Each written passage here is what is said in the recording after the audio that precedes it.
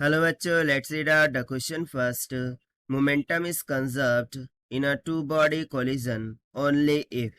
सो यहाँ पर क्वेश्चन पूछ रहा है कि मोमेंटम कंजर्व होता है दो बॉडी के बिटवीन में जब कोलिजन हो रहा हो, बट उसके लिए कंडीशन क्या होनी चाहिए.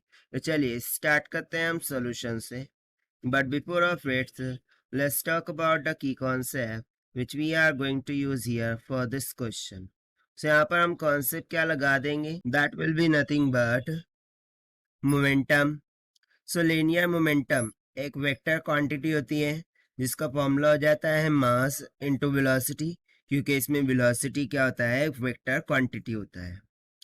Now what we will say, so from Newton's second law of motion, यदि मैं बात करूं एवरेज फोर्स की, so F is equals to क्या होता है, जो भी चेंज इन मोमेंटम होता है डिवाइडेड बाय डेल्टा टी. ठीक है, यही एवरेज फोर्स को हम लिखते हैं, बट हमने मोमेंटम को क्या लिखा है, P is equals to M into we.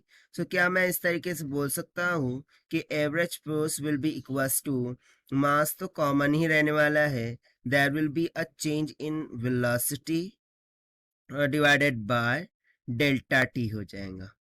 But del we by del T ये तो किसको रिप्रेजेंट करता है, एक्सेलरेशन को. देखिए एक्सेलरेशन को हम क्या लिखते हैं, del we by del t लिखते हैं. सो यहाँ से तो सिंपली ये तो एक्सेलरेशन हो गया, यानी कि मुझे सिंपली क्या मिल जाएगा, F is equals to mass into acceleration. No mass into acceleration ये किसको इंडिकेट कर रहा है, Newton's second law of motion को, Newton's second law of motion को. नाउ फ्रॉम इम्पल्स कंसेप्ट, जो चेंज इन मोमेंटम है, ठीक है, जो कि यहाँ पर हमने फर्स्ट इक्वेशन में लिखा है. सो यहाँ से यदि मैं चेंज इन मोमेंटम के लिए फॉर्मूला लिखूं, सो वो क्या हो जाएगा, जो भी एवरेज फोर्स है वो मल्टीप्लाई बाय डेल्टा टी के इक्वल हो जाएगा, राइट.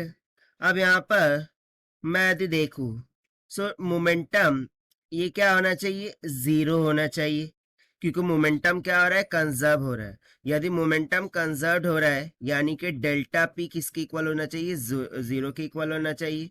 सो यदि मैं इसको जीरो कंसिडर करूं, so F into delta T this will be equals to zero. और यहाँ पर हमने क्यों लिखा है, क्योंकि as momentum is conserve, that is why del P this should be equals to zero. ना डेल टी उधर जा क्या जाएगा, जीरो जाएगा. और बेसिकली यहाँ पर एफ जो रिप्रेजेंट कर रहा है वो किसको रिप्रेजेंट कर रहा है, एफ एक्सटर्नल को, यानी कि जो भी एक्सटर्नल फोर्सेस लग रही होंगी वो. सो यहाँ पर वो किसके बराबर आ गई, जीरो के बराबर आ गई. अब देखिए इसका मीनिंग क्या है कि F external equals to zero होगा तो तभी मोमेंटम कंजर्व होगा, ये इसका मीनिंग है. कैसे, कोई भी सिस्टम है यदि उसमें एक्सटर्नल फोर्सेस नहीं लग रही है, there are only internal forces, so तभी हम कह सकते हैं कि सिस्टम का मोमेंटम कंजर्व होगा. दैट मीन्स कि delta P vector will be equals to P I, okay, P F minus of P I vector. ठीक है, फाइनल माइनस इनिशियल मोमेंटम. और ये दोनों इक्वल हो जाएंगे कब, जब एक्सटर्नल फोर्स क्या हो जाएंगी, जीरो के इक्वल हो जाएंगी. और यदि ये जीरो हो गए तो देखिए अल्टीमेटली मोमेंटम क्या हो जाएगा, zero, change in momentum zero हो जाएगा.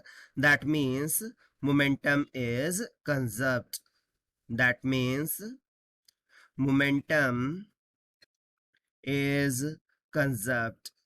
सो इस कारण से मोमेंटम क्या हो जाएगा, कंजर्व्ड हो जाएगा. सो उसके लिए कंडीशन क्या मिल गई कि जो भी एक्सटर्नल फोर्सेस है वो क्या, वो नहीं होनी चाहिए सिस्टम में, यानी कि वो जीरो होने चाहिए. सो देखिए यही हो जाता है हमारा आंसर जो कि हमने सॉल्व किया by using the momentum concept. Now let us take the option.